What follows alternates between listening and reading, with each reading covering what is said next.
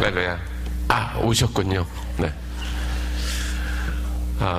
어제 저녁에 몇 분이 그 말씀을 들으시고 저한테 와서 참 행복한 시간이었습니다, 이렇게 말한 분이 계셨어요. 그래서 저도 굉장히 행복했습니다. 네. 우리가 하나님의 말씀을 이렇게 듣고 또 그 안에 있는 진리들을 깨닫는 것이 얼마나 행복한 일인지 모르겠습니다. 오늘 이제 우리 김 목사님께서 본문을 저한테 이렇게 아침에 확인하시더라고요. 오늘 이 본문이 맞습니까? 근데 모르겠습니다. 그 의미가 그냥 단순한 확인일 수도 있고, 저는 또 어떻게 들렸냐면 어저께 한 절만 딱 읽었는데 2시간 설교했는데 오늘 25절 읽었으니까 이게 당신이 이게 제대로 된 거냐 이렇게 확인하는 것 같은 느낌이 들었어요. 그래서 아마 오늘 새벽기도에서 지금 여러분들 중에 굉장히 두려워하시는 분도 계실지 모르겠어요. 저 선교사가 한 절 읽으면 2시간 설교하는데 이게 25절을 읽었으니 얼마나 많이 설교할까. 오늘 조금 마음을 좀 놓으셔야 될 것 같습니다. 오늘 이 말씀을 김 목사님이 굉장히 빠른 속도로 읽어주셨어요. 그래서 제가 앉아서 들으면서 이 말씀을 천천히 읽어도 이게 뭐가 일어났는지 잘 모르는 얘기인데 저렇게 빨리 읽으셔가지고 이게 무슨 일이 일어났는지 과연 우리가 알 수 있을까, 이런 생각이 들었어요. 여기 일어난 사건은 주로 예루살렘에서 일어난 사건인데 아마 이 사건이 뭔지를 이렇게 머릿속에 얼른 이해하시는 분이 많지 않으실 거라고 생각합니다. 저도 오랫동안 이 사도행전을 읽었지만 이 사도행전 12장에 나오는 얘기가 도대체 왜 이런 얘기들이 나오는지 굉장히 오랫동안 고민을 하고 있었어요. 왜냐하면 굉장히 많은 사건이 있어요. 여기요. 한꺼번에. 되게 이 사도행전에 보면 어떤 사건이 있고 그 사건이 뭘 의미하는지가 이렇게 좀 종합이 되는 그런 얘기들입니다. 그런데 여기는 너무나 다양한 사건들이 한꺼번에 들어가 있어요. 네. 그러니까 아무리 생각을 해봐도 무슨 과자 종합 세트도 아니고 이게 왜 하나님이 여기다가 이렇게 굉장히 많은 얘기를 모아놓으셨을까, 이걸 가지고 오랫동안 고민을 했습니다. 여기 보면 이런 얘기입니다. 헤롯 왕이 유다를 통치하고 있었어요. 예루살렘을 포함합니다. 그런데 이 유다를 통치하고 있던 헤롯 왕은 원래 유다 사람이 아니었어요. 이두메라고 그래가지고 소위 에돔 사람이었어요. 에돔 사람. 그러니까 요즘 말로 한다고 그런다면 우리가 일본의 통치를 받고 있을 때 우리를 다스리는 사람이 조선 사람이 아니라, 조선 왕이 아니라 일본의 총독이 와서 조선을 관리하고 있었어요. 그러면 조선 사람들이 그 일본 총독을 좋아할까요? 싫어할까요? 싫어하죠. 네. 그래서 막 안중근 의사는 가서 쏴버렸잖아요, 그냥. 네. 그러니까 이 헤롯도 백성들이 굉장히 미워하는 거예요. 네. 유대인도 아닌 게 왕으로 와가지고 우리를 다스린다. 그래서 이 헤롯은 어떻게 하면 이 유대 사람들의 환심을 살까 하는 게 늘 소원이었습니다. 그런데 이 사도행전 12장이 쓰여질 때쯤 예루살렘과 유대 지역에 예수를 따르는 사람들이 조금 더 많아지기 시작했어요. 그런데 다른 유대인들이 보니까 아주 이 예수를 따르는 유대인들은 웃기는 거예요, 사람들이요. 네. 그래서 이 사람들을 어떻게 하든지 좀 핍박하려고 애를 썼습니다. 그래서 헤롯이 그것을 눈치채고, 맞다, 이 일반적인 유대인들이 싫어하는 예수를 따르는 사람을 좀 자기가 거들어주면 좋겠다, 이런 생각이 들어가지고 교회에서 가만히 보니까 리더가 있다는 거예요. 리더가. 그 리더가 누구냐면 야고보였어요. 그래서 그 야고보를 데려다가 칼로 쳐서 죽였습니다. 그러자 유대인들이 굉장히 좋아했어요. 이야, 정말 오랜만에 제대로 일 하나 하네, 이렇게 얘기를 한 거예요. 그러니까 이 헤롯이 약간 흥분이 돼가지고 하나 더 죽여보자 이래가지고 진짜 그 교회에서 괜찮은 사람이 누구냐면 베드로라는 걸 알게 됐어요. 그래서 베드로를 끌어다가 죽이자. 그래서 그 베드로를 옥에다 갖다 넣었다는 것입니다. 그래서 이제 베드로를 내일 그 사형 집행을 하기로 한 그날 밤에 천사가 나타났어요. 그래서 베드로를 나가라, 이렇게 말했습니다. 근데 이 성경을 보면 참 이해되지 않는 것 중에 하나가 베드로라는 그 사람의 성격입니다. 만약에 우리 김신일 목사님이, 죄송합니다, 김신일 목사님이 아프간에 가서 선교하다가 잡혔어요. 그래서 내일 아프간에서 이제 김신일 목사님을 사형하기로 했습니다. 그러면 김신일 목사님은 어떻게 하고 계실까요? 이런 건 주무실까요? 아니면 주님 어떻게 되겠습니까? 저가 죽는 거는 괜찮지만 우리 연합교회 성도들은 이제 어떻게 되는 겁니까? 뭐 막 그러면서 기도하시지 않았을까요? 모르겠습니다. 근데 저는 김 목사님은 그러셨을 것 같아요. 근데 베드로는 그냥 곤히 잔 것 같아요. 그래서 천사가 나타나가지고 베드로 씨 일어나세요 이렇게 말해도 못 알아듣는 거예요. 그러니까 막 발로 차가지고 야 일어나 그래가지고 그래서 겨우 정신을 차리고 나왔다는 거예요. 그래서 야 따라와 그래가지고 이제 따라서 갔는데 한참 가다가 베드로는 이게 꿈인가 생신가 뭐 이러면서 이제 따라갔다는 거예요. 그러다가 큰 길가에 가가지고 천사가 이제 혼자 가 이러니까 이게 꿈이 아니구나 이렇게 하면서 그럼 이제 어디로 가야 되지 이렇게 생각했겠죠. 그러다가 잘 생각해 보니까 사람들이 모여서 나를 위해서 기도하는 데가 있지. 그 마리아라고 하는 여자 집에서 다 모여가지고 성도들이 기도하고 있었어요. 그렇지 않겠어요? 예를 들면 김신일 목사님이 아프가니스탄에서 내일 처형된다 그러면 여러분은 어떻게 하겠어요? 다 여기 모여서 기도하시겠죠. 그렇죠? 네, 그래서 거기를 갔다는 거예요. 거기 갔는데 자 야고보도 죽었죠. 베드로도 이제 곧 죽일 거죠. 그러니까 성도들이 다 무서워가지고 문을 딱 닫아놓고 안에 들어가서 기도를 하고 있었던 거예요. 네. 그랬더니 베드로가 가가지고 막 문을 두들겼겠죠. 근데 참 이상한 그 성경이 여기 이상한데요. 그 중에 아마 그 무슨 식모 같은 일을 하는 여러분 성경에는 계집아이라고 돼 있어요. 제 성경에는 그냥 여자아이라고 돼 있어요. 예. 근데 그 계집아이가 문으로 쪼르륵 와가지고 물어봤겠죠. 누구세요? 이렇게 물어봤겠죠. 예. 그러니까 베드로가 베드로다 이렇게 말했겠죠. 그러면 문을 열어줘야 되잖아요. 근데 이 여자애가 너무 좋아가지고 문을 안 열고 들어가가지고 베드로가 오셨어요 막 이렇게 얘기했어요. 그러니까 기도하던 사람들이 너 미쳤구나 이렇게 얘기해요. 예. 그러니까 나는 안 미쳤어요 뭐 이제 안에서 막 그러고 있겠죠. 베드로가 진짜 오셨으니까 베드로의 천사인가 보다. 아니에요, 베드로 천사가 아니에요, 베드로가 오셨어요. 나가보자. 그래가지고 문을 여니까 거기 베드로가 있었다는 거예요. 그러니까 베드로가 내가 이렇게 천사가 인도해서 감옥에서 나오게 됐다고. 그래서 근데 여기 있으면 위험할 것 같으니까 난 딴 데 가겠다고. 그래서 딴 데를 갔다는 거예요. 자, 이제 그 다음날 아침에 그 헤롯이 이 베드로를 처형하려고 베드로를 데려와라. 그랬더니 군사들이 가보니까 없는 거예요, 베드로가. 그래서 없어졌습니다. 그러니까 이놈들아, 네가 잘못 지켰지. 그리고 다 너희가 먼저 대신 죽어. 그래가지고 베드로를 지키던 군사들을 다 죽였다는 거예요. 그리고 이제 자기가 원래 있던 곳은 예루살렘이 아닙니다. 헤롯이 사는 곳은 가이사리아라고 하는 곳에 그 왕이 사는 관저가 있었어요. 그래서 거기 내려갔다는 거예요. 그랬더니 그 시돈과 두로에 사는 사람들이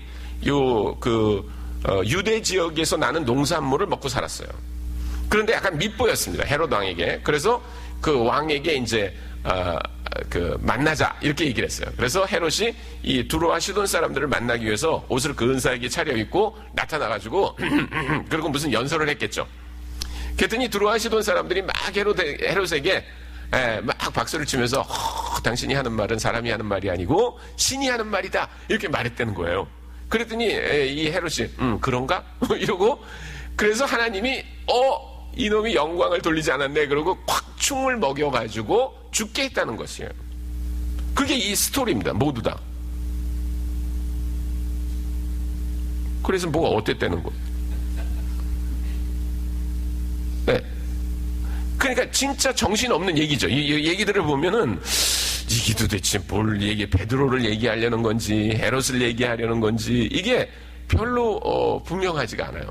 그런데 아주 분명한 게 있습니다. 이 성경에서 아주 분명한 게 있어요. 근데 그 분명한 게 이 성경에는 보이지가 않아요. 그래서 제가 여러분들께 그 분명한 모습을 조금 더 보여드리도록 하겠습니다. 어디부터 봐야지 이 성경이 분명해지면 11장 끝부분부터 봐야 돼요. 11장 끝부분을 좀 보겠습니다. 11장 27절부터 30절까지를 우리가 한 목소리로 한번 읽어보겠습니다. 11장 27절부터 30절까지 시작. 그때 선지자들이 예루살렘에서 안디옥에 이르니 그 중에 아가보라 하는 사람이 일어나 성령으로 말하되 천하에 큰 흉년이 들리라 하더니 글라우디오 때에 그렇게 되니라. 제자들이 각각 그 힘대로 유대에 사는 형제들에게 부조를 보내기로 작정하고 이를 실행하여 바나바와 사울의 손으로 장로들에게 보내니라. 네, 그러니까 이 12장에 나오는 사건들이 있기 전에 어떤 일이 있었는가를 아실 필요가 있어요. 그것은 뭐냐면 안디옥 교회로부터 시작을 합니다.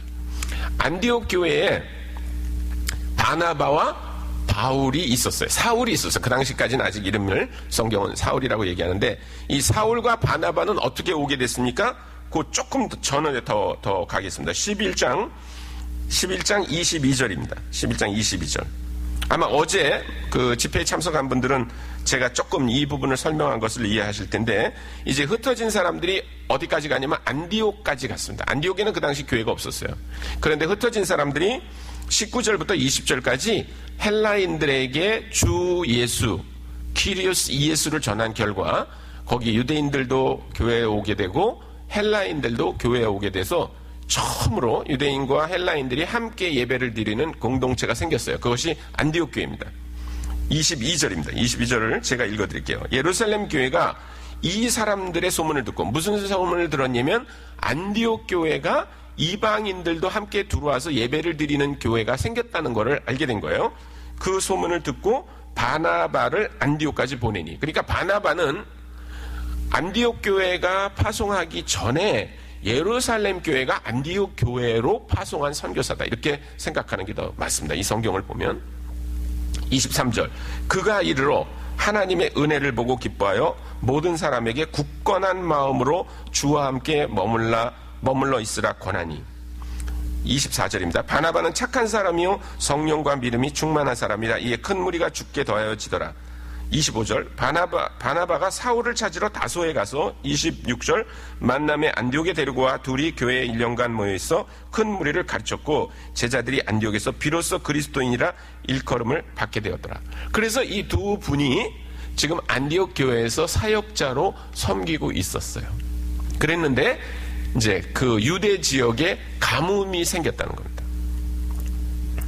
그래서 유대에 사는 사람들은 다 어려움을 당했는데 당연히 유대 지역에 있는 교회들도 어려움을 당했겠죠. 그 당시에 전반적으로 보더라도 유대 지역보다는 안디옥에 있는 사람들이 더 잘 살았습니다. 이 사람들은 무역을 하는 사람들이었고 또 로마로부터 아주 특별한 보호를 받는 도시였기 때문에 안디옥에 있는 사람들은 더 잘 살았어요. 그래서 이 사람들이 돈을 모아가지고 유대 지역에 있는 사람들에게 보내기로 했습니다. 근데 그 일을 누구에게 부탁하기로 했냐? 여기 바나바와 사울을 통해서 돈을 보내기로 했다는 것입니다. 자, 예를 들면 2006년에 제가 있던 그 족자카르타에 큰 지진이 일어났어요. 그래서 가옥이 수십만 채가 무너지고 그 현장에서 6천 명이 죽었어요. 자, 그런 사건이 있다는 걸 여러분이 듣고 큰 돈을 여러분이 헌금을 모아가지고 자, 이거를 족자에 전해주기로 했습니다. 그러면 저렇게 믿음도 좋고 멋있게 생기신 김신일 목사님을 보내시겠습니까? 아니면 저같이 이렇게 좀 생기기도 이렇고 그렇지만 인도네시아 말도 잘하고 족자에서 오랫동안 살았고 족자 말을 잘하는 사람을 보내겠습니까? 누구를 보내시겠어요?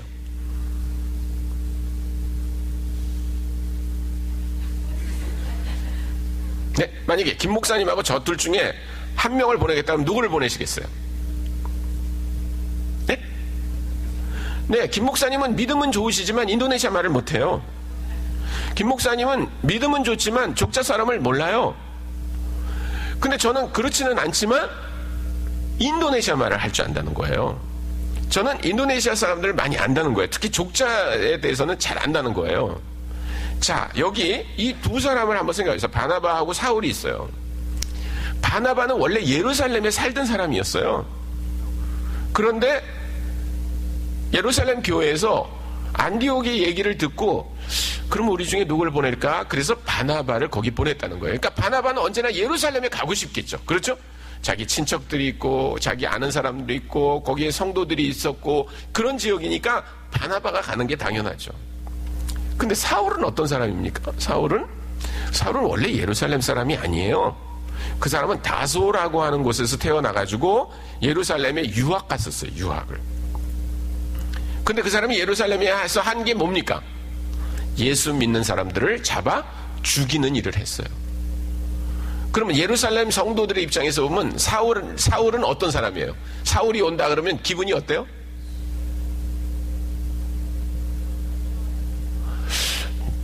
저게 무슨 사도야? 저게 뭐 안디옥에서 바나바하고 뭐 일을 한다는데 저 우리 사촌 죽인 놈인데 이런 생각을 하고 있겠죠. 예. 그래서 사울은 거기서 별로 칭찬받는 사람이 아니에요. 이렇게 환영받는 사람이 아니에요. 그런데 모르겠어요. 왜 갔는지 모르지만 둘이 같이 예루살렘에 갔다는 거예요. 예. 참 신기하죠. 예. 어떤 때는요, 하나님이 왜 우리한테 그런 일을 시키는지 잘 몰라요. 근데 하나님께서 하여튼 바나바와 사울을 같이 보냈다는 거예요. 그런 다음에 그럼 그 사람이 어떻게 됐냐? 12장 25절이에요. 12장 25절을 한번 같이 읽겠습니다. 12장 25절을 같이 읽습니다.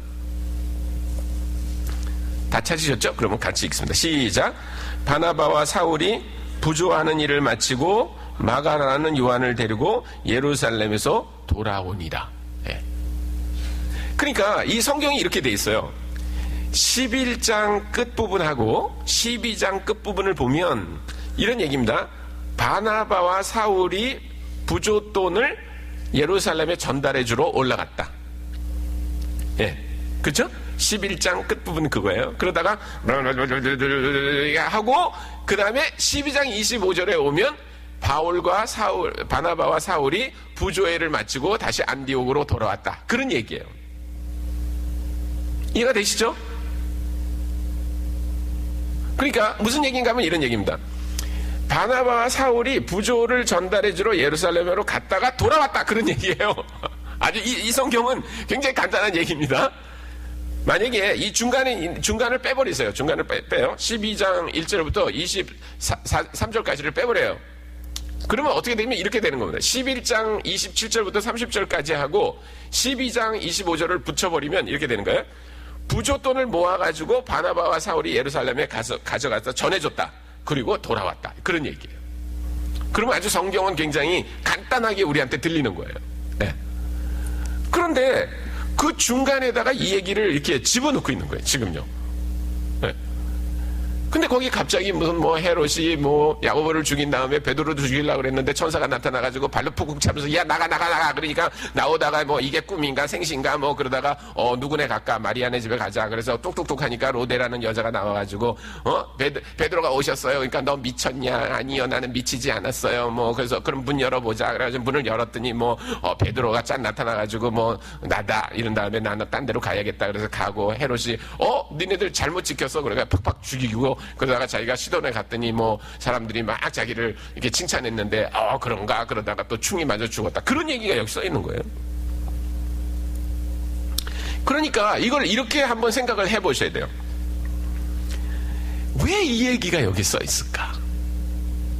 이건 도대체 뭘 의미하는 걸까? 네. 저는 이렇게 아주 명확한 건 뭐냐면 이겁니다. 바나바와 사울이 예루살렘에 있을 때 일어난 사건이라는 거예요. 그렇죠? 네. 그건 아주 분명해요. 그러니까 사도 바울이 거기 가까이 있었을 때 이런 일들이 일어난 거예요.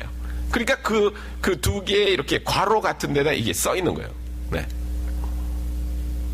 그래서 여러분들이 이 성경을 읽을 때 마치 사도 바울인 것처럼 한번 생각해 보세요. 그리고 내가 이런 사건이 일어났는데 옆에 있다 이렇게 생각하시면 돼요. 마치 저는 지금 달라스에 잠깐 와 있는 거예요. 네. 2주 동안 와 있는데 제가 여기 있는 동안에 달라스에서 무슨 사건이 일어났어요. 그리고 저는 그 사건을 목격하고 그냥 한국으로 돌아간 겁니다. 그렇게 생각하시면 돼요. 여러분들이 지금 예루살렘에 사도 바울처럼 가 있다고 생각하세요. 그리고 이런 일들이 일어나는 것을 목격했다고 생각하세요. 여러분, 아까도 제가 얘기했지만 바나바가 예루살렘에 간 것은 이유가 있습니다. 왜냐하면 거기는 바나바의 고향이었어요. 바나바가 다니던 교회였어요. 그렇지만 사울은 그렇지 않았어요. 그래서 사울이 거기 갈 이유가 없었어요. 무슨 뭐 돈 들고 가는 게 너무 무거워서 들고 가라고 그랬겠어요? 그렇지 않았을 거예요. 근데 하나님은요, 우리에게 어떤 일을 목도하게 하시는 이유가 있어요. 여러분들이 우리가 만나는 어떤 일이 우연인 것 같지만 그렇지 않아요. 사울에게 있어서 이 사건들은 전부 사울을 준비시키는 과정이었다고 믿습니다. 저는 적어도 사울이 예루살렘에 있었다면 한 4가지 정도를 이 사건들을 통해서 배우지 않았을까 하는 거예요. 첫째는 뭐냐면 야고보가 죽었다는 거예요. 야고보가 죽었다. 야고보는 누굽니까? 요한의 형제 야고보예요. 요한과 야고보가 어떤 사람이었냐면 예수님이 갈릴리에서 처음 사역을 시작하실 때부터 그물을 내려놓고 예수님을 따랐던 사람이에요. 처음 예수님을 따랐던 아주 처음 제자들 중에 한 사람이 바로 야고보였던 거예요. 그 사람은 예수님이 십자가를 지는 모습을 다 봤고 모든 어려움을 다 겪고 그리고 예수님을 따라간 사람이었어요.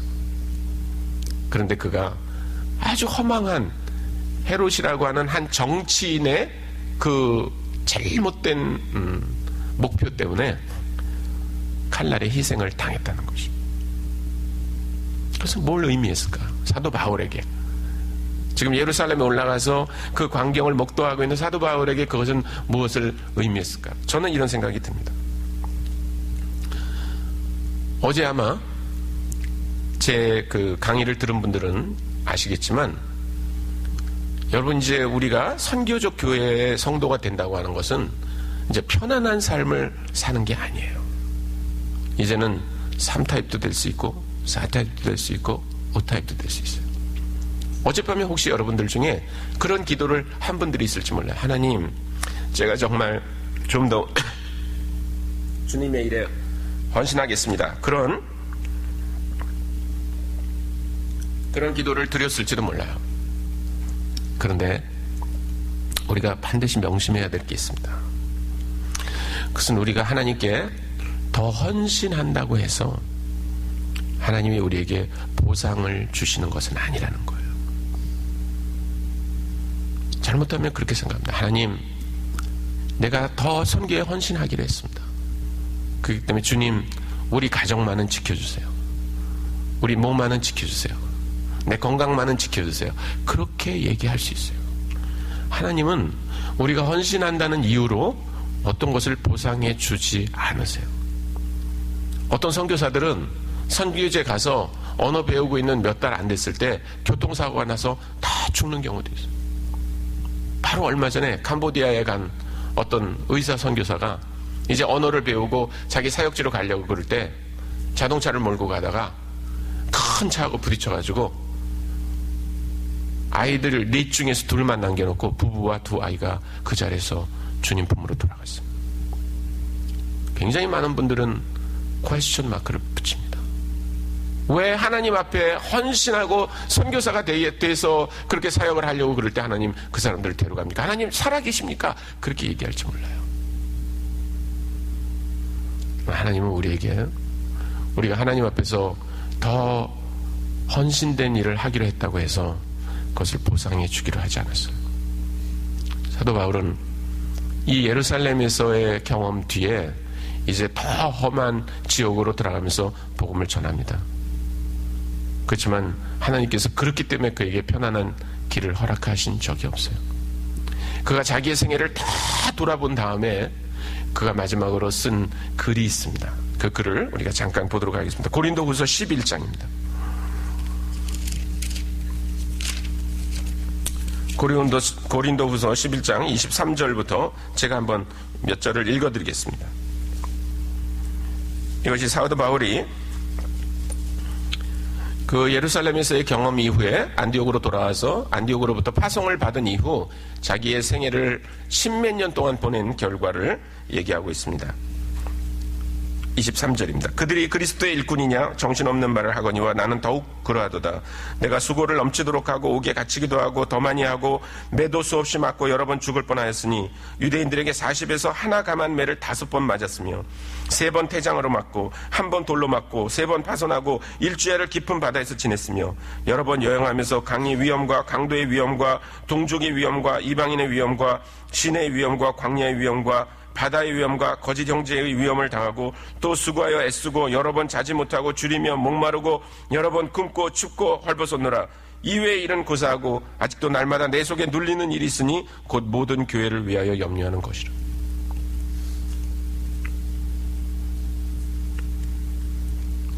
자기의 평생을 하나님을 위해서 다 드린 사람이 마지막으로 자기가 어떻게 인생을 보냈는가를 써놓은 보고서입니다. 내가 하나님께 헌신했기 때문에 하나님은 이런 걸 보상으로 줬습니다. 그런 말이 없어요. 여기는요. 사도 바울은 그것을 깨달았어요. 내가 하나님께 내 일생을 다 드려도 하나님이 그것을 대신해서 나에게 더 좋은 것을 주시는구나. 여러분, 헌신이라는 것은 어떤 대가를 바라고 하지 않는 거죠. 여러분이 여러분의 자녀를 헌신적으로 사랑하고 기를 때 그 자녀들로부터 오는 대가를 기대하기 때문에 그런 게 아니잖아요. 하나님의 사랑도 그렇습니다. 우리가 하나님을 사랑하기 때문에 하나님 앞에 헌신하는 것이지, 하나님이 나에게 그렇기 때문에 더 편한 길을 달라고 그렇게 얘기할 수 없다는 것입니다. 제 삶을 돌아와도 제가 선교사가 됐기 때문에 더 많은 것을 얻은 것은 아니에요.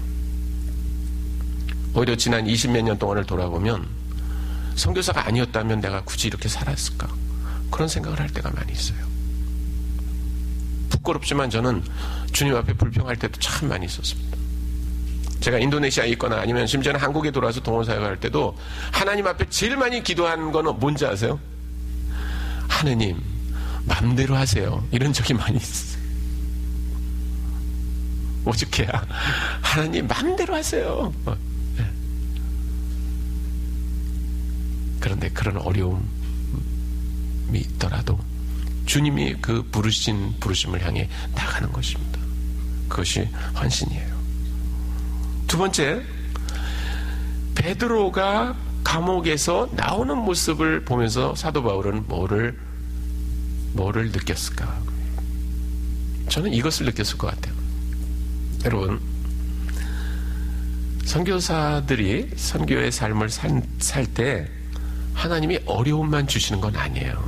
그러면 아마 힘들어서 죽을 거예요. 그런데 하나님이요, 가끔 우리들에게 천사를 보내신다는 거예요. 할렐루야. 천사를 보내세요. 근데 제가 분명히 얘기했습니다. 가끔 보내신다는 거예요. 가끔. 매일 아니고 가끔. 여러분, 저를 가끔 만나면 저에 대해서 잘 잊어버리세요. 저도 여러분들을 가끔 만나면 잊어버립니다. 어떤 분이 몇 년 후에 만난 다음에, 선교사님 그때 저 달라스 그 한인교회에서 선교사님 말씀 들었어요. 그래도 잊어버려요, 저는요. 근데 베드로도 아마 몇 년 만에 천사를 한번 만나기 때문에 천사를 잊어버린 것 같아요. 사도행전 5장에 보면 베드로가 감옥에 있을 때 천사가 또 나타났어요. 그때도요. 그러면 자기 감옥에 있을 때 천사가 나타나면 또 기억해야 되는 거 아니에요? 근데 베드로는 기억을 못해요, 천사를요. 가끔 나타나서. 근데 하나님께서요, 우리가 하나님께 헌신했을 때 어려움만 주시는 게 아니에요. 가끔 피할 길을 주세요. 그래서 사도 바울이 자기 생애를 다 지난 다음에 이렇게 또 말하고 있어요. 고린도전서 10장 13절입니다. 한번 보겠습니다. 고린도전서 10장 13절에 한번 같이 읽어볼까요? 이 말씀은 고린도전서 10장 13절을 같이 읽어보겠습니다. 시작. 사람이 감당할 시험 밖에는 너희가 당한 것이 없나니 오직 하나님은 미쁘사 너희가 감당하지 못할 시험당함을 허락지 아니하시고 시험당할 즈음에 또한 피할 길을 내사 너희로 능히 감당하게 하시느니라. 맞아요. 주님이 우리에게 피할 길을 주세요. 늘 주시는 건 아니에요. 근데 어려울 때 주세요. 제가 인도네시아에 있으면서 가장 저를 고통스럽게 한 일이 하나 있었어요. 그것은 제가 이제 딸이 하나 있고 아들이 하나 있는데, 우리 아들이 그 인도네시아 갈 때 우리 나이로 6살이었어요. 그러니까 아마 미국식으로 하면 5살이었을 거예요. 유치원도 아직 가지 않았을 텐데 같이 갔어요. 근데 얘가 이제 초등학교에 들어가고, 초등학교 3학년이 되고 4학년이 되고 5학년이 되고 6학년이 되고, 근데 신기한 게 있어요. 얘는요, 신발을 사달라는 소리를 안 해요. 옆집에는 신발을 샀다고 그러는데 얘는 신발을 3년 전에 샀는데 신발을 사달라는 소리를 안 해요. 얘는 옷을 사달라는 소리를 안 해요. 옆집에는 맨날 옷을 사는데 얘는 살 일이 없어요. 그리고 얼마나 귀여운지 몰라요. 네. 그래서 중학교 1학년이 들어갔는데요, 사람들이 다 얘가 초등학교 3학년이죠? 이러는 거예요, 다. 근데 한국에 갈 일이 있어가지고 한번 걔를 병원에 데려갔더니 저신장증이래요. 그러니까 키가 안 자라는 거예요, 얘가. 네. 키가 안 자라요. 의사 선생님이 호르몬 검사를 해봤는데 이 성장 호르몬이 보통 애들의 반도 안 나온대요. 그래서 보통 애들이 한 1년에 5cm씩 자라면 얘는 한 2-3cm밖에 안 자랐어요. 네. 그래서 중학교 2학년일 때 얘 키가 140cm였어요. 네, 아주 조그맸습니다. 네, 다른 애들은 막 160, 170 이렇게 되는데 얘는 140도 안 됐어요. 그래서 얘가 그냥 자라면 얼마나 자랄 수 있습니까? 그러니까 한 150cm 정도 자랄 것 같아요. 네. 그러면서 얘한테 호르몬 주사를 해야 된다고. 지금 안 하면 안 된다고. 성장판이 열려 있을 때 해야 된다고. 근데 호르몬 주사를 놓는 게 얼마나 됩니까? 그러니까 한 알에 3만 원이래, 한 알에요. 그런데 300일 동안 맞아야 된대요. 그러니까 1,000만 원입니다. 1,000만 원. 네. 지금도 1,000만 원이 작은 돈이 아니죠. 그 당시에 저한테는요, 어마어마한 돈이었어요. 예, 그거는 뭐 저희가 무슨 수를 써도 모아도 그거는 불가능한 돈이었어요. 병명을 모르면 굉장히 힘들지만 병명을 알고 치료한 방법도 있는데 돈이 없다는 것 때문에 못하는 것은요, 또 다른 고통이었습니다. 네. 그래서 어떤 목사님을 만나가지고 제가 그 얘기를 하다가 너무 제 마음이 처량해가지고 막 엉엉 울었어요. 그리고 집에 돌아가가지고 하나님 뭐예요? 뭐 하시는 거예요? 또 막 그렇게 부르짖었습니다. 의사 선생님이 꼭 약을 이제 주사를 해야 된다고 그랬지만 저는 뭐 그 당시 돈도 없었고 그래서 의사 선생님한테 물어봤습니다. 혹시 내년에 주사를 맞아도 되겠냐? 그러니까 내년에 다시 오라고. 그래서 인도네시아에서 다시 갔습니다. 그래서 검사를 했더니 또 키가 3cm밖에 안 자랐어요. 그래서 얘는 지금 주사 안 하면 안 자랍니다. 그래서 혹시 1년 더 연장할 수 있겠냐? 그러니까 1년 연장하면 아마 마지막이 될 것 같다. 왜냐면 이제는 성장판이 굳어버리면 주사를 맞아도 키가 안 자란다. 그래서 내년에 꼭 와라. 그래서 그 다음에 다시 왔습니다. 그 다음에 다시 왔는데 그 의사 선생님한테 물어봤어요. 얘가 몇 cm가 자라면 자연적으로 성장할 수 있을 것 같으냐? 그러니까 6cm 이상 크면 자연 성장을 할 가능성이 있다. 나 그 이해하면 안 된다. 그래서 계속 기도했습니다. 하나님, 얘가 6cm 이상 크게 해주세요. 그렇게 기도를 했어요. 그런데 이제 한국에 와가지고 그 병원에 갔습니다. 그래가지고 쟀더니 3cm가 컸어요. 그러니까 의사 선생님이 그 차트를 놓고 그렇게 얘기를 하더라고요. 호세가 3cm밖에 안 컸네요. 주사를 맞아야 되겠어요. 저는 뭐 할 말이 없죠. 그런데 호세 아버님이 선교사시죠? 그러더라고요. 그래서 네. 그러면 약값이 부담이 되겠네요. 네. 그랬더니 이분이 자기 서랍에서 이렇게 팩스 종이 하나를 보여주는 거예요. 이거 어떤 재단에서 1년에 20명, 전국에 20명의 아이들 중에 돈이 없어서 이 약을 못 맞히는 아이들을 골라서 추천을 하면 약을 주는 그 추천서가 하나 왔대, 자기한테. 근데 자기가 다른 아이를 추천할까 그러다가 호세가 이제 올 거다 그런 생각을 해가지고 자기가 이걸 가지고 있었대요. 날짜가 지났어요, 그게.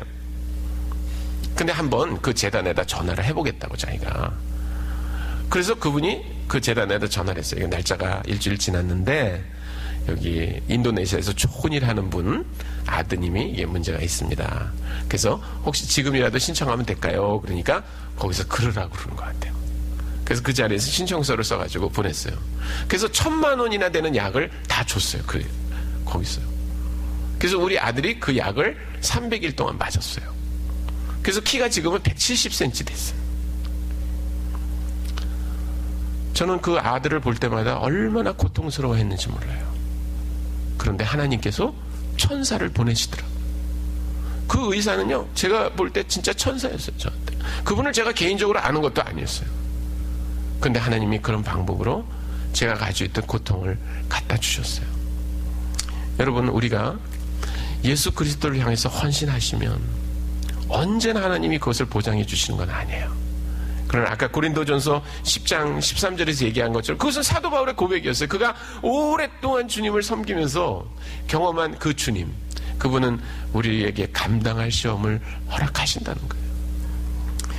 세 번째는 여기 2번이나 반복해서 나오는 단어가 있습니다. 그것은 기도라고 하는 단어예요. 기도.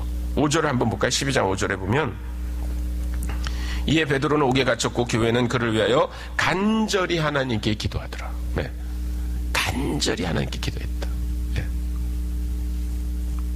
액테노스라고 하는 이 헬라어로 써 있는데요. 간절이라는 말, 액테노스라고 하는 이 말은 예수님이 겟세마네에서 땀이 흘러서 피가 될 정도로 그렇게 집중적으로 기도하는 모습을 액테노스라고 말했어요.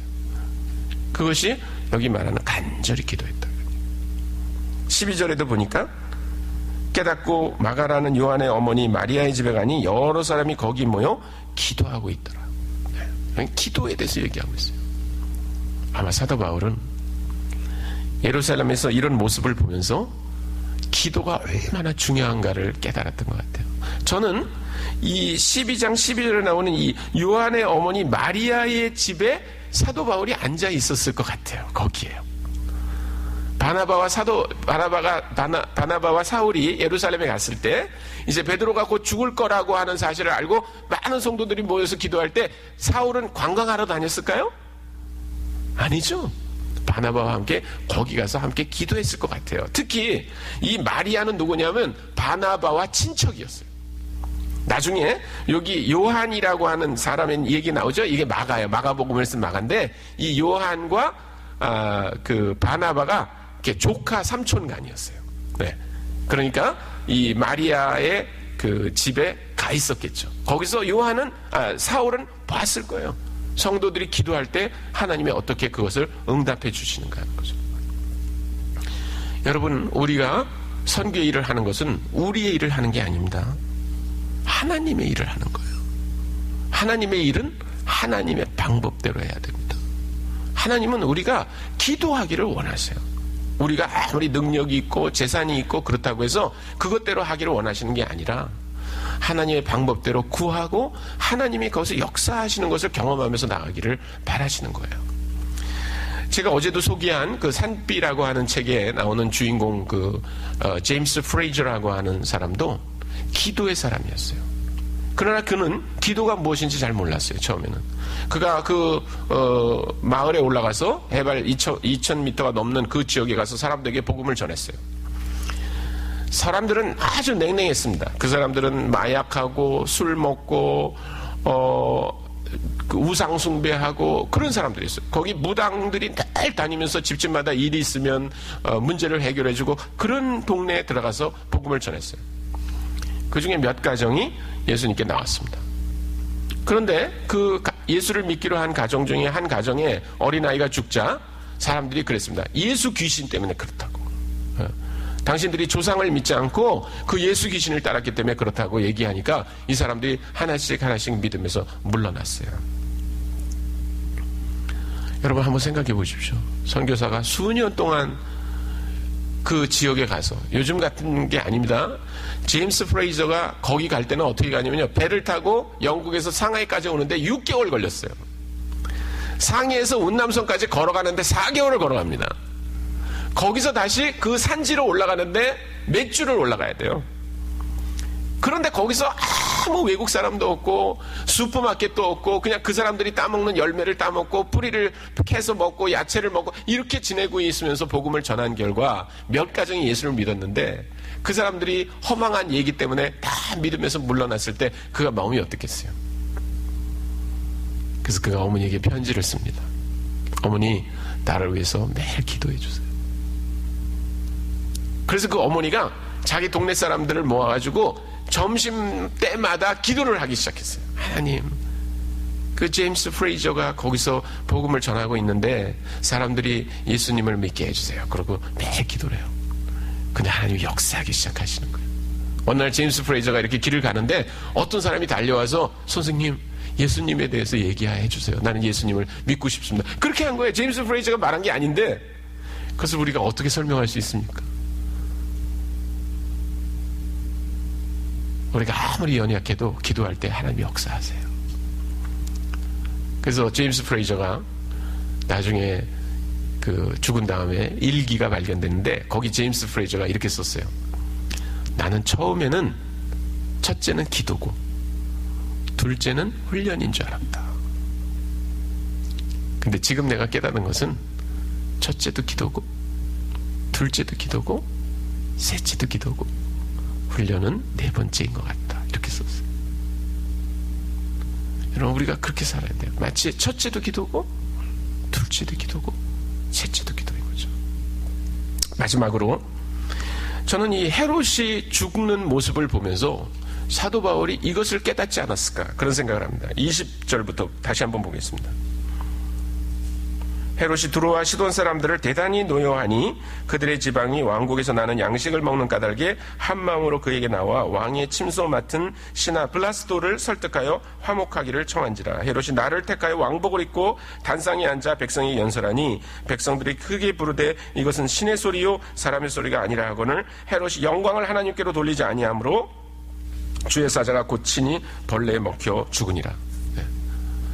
왜 죽었습니까? 하나님께 영광을 돌리지 않았기 때문에. 여러분, 우리가 주님 앞에 헌신하고 그래서 모든 것을 다 내어드리고 기도로 그 일을 이뤘다 하더라도 우리가 절대로 취할 수 없는 것이 있습니다. 그것은 하나님의 영광입니다. 하나님은 자기의 영광을 인간들과 나누지 않으세요. 한번 볼까요? 이사야서 48장입니다.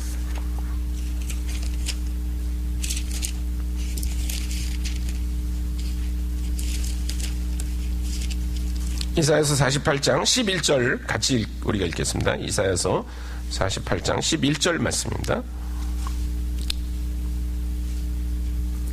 함께 읽죠. 시작.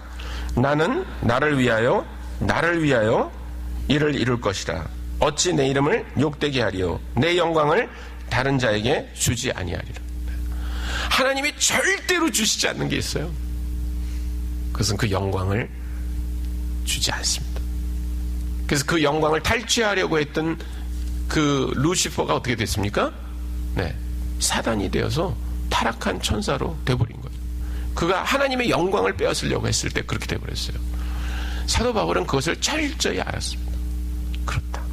내가 아무리 헌신하고 주님께서 맡겨주신 큰 일을 한다 하더라도 절대로 내가 건드리지 않아야 될 것은 하나님의 영광을 건드리지 않는 거예요. 그래서 맨 마지막에 사도 바울이 이제 그 하나님께로 가기 전에 썼던 성경이 디모데후서입니다. 디모데후서 4장 한 절만 더 읽고 말씀을 마치겠습니다. 디모데후서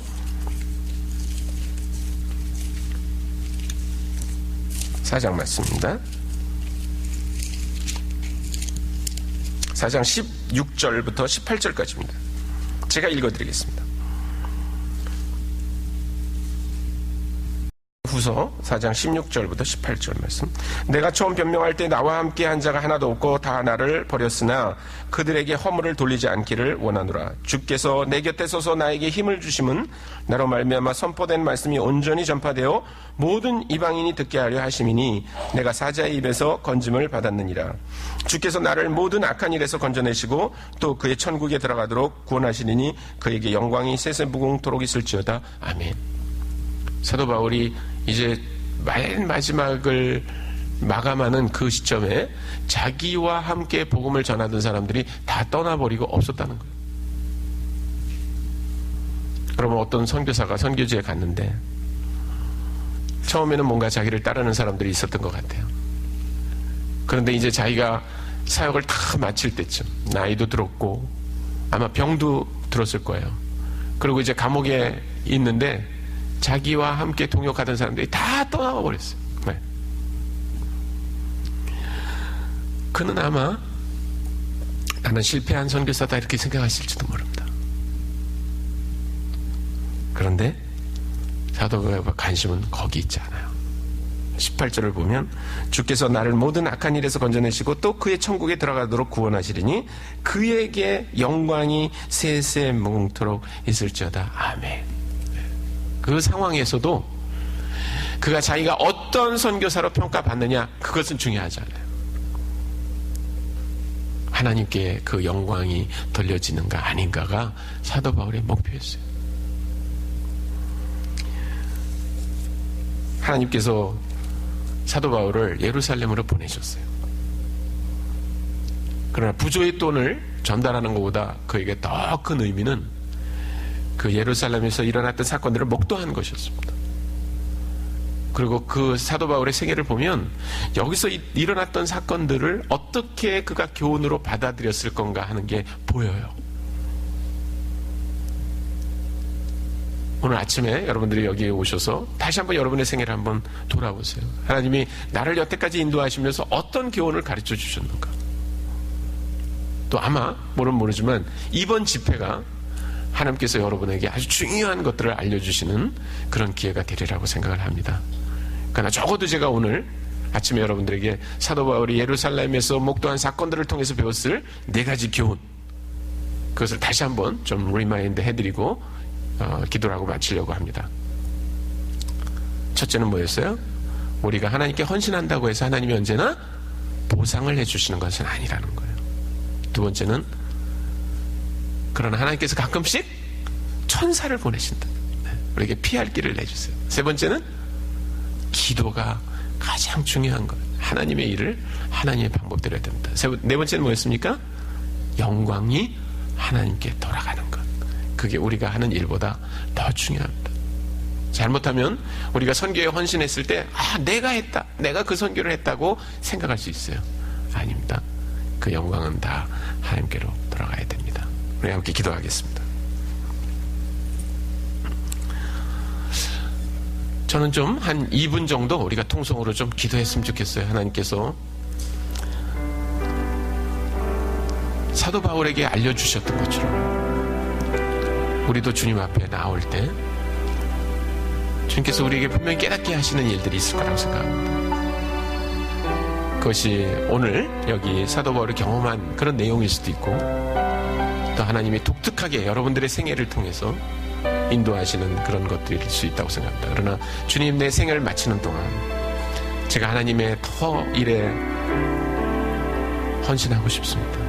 그러나 주님, 그러면서 제가 이러이러한 것들은 절대로 타협하지 않고 양보하지 않으면서 갈 수 있게 해주세요 라고 그런 기도를 우리가 주님께 좀 알았으면 좋겠어요. 그리고 제가 마지막 기도를 하겠습니다. 하나님 아버지 감사합니다. 오늘 다시 한번 주님의 말씀 가운데로 나옵니다.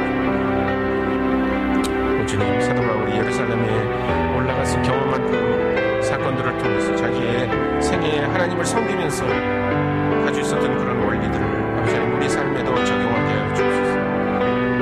아버지 하나님, 제가 아무리 가난하고 힘들어도 주님 그 재정적 책무를 소홀히하지 않게 하여 주옵소서.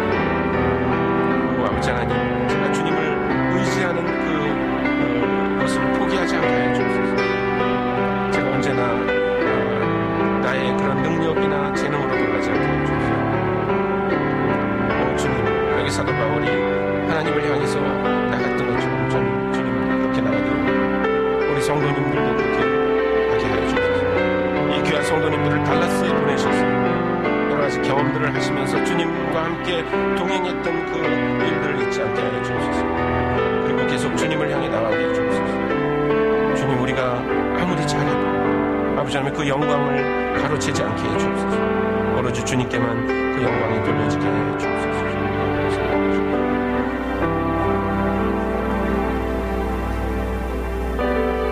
하나님 아버지, 오늘 아침에 그 예루살렘에 부둣돈을 전달해 주러 올라갔던 그 사도 바울처럼 우리가 그 상황 속에 다시 한번 들어가 보기를 원합니다.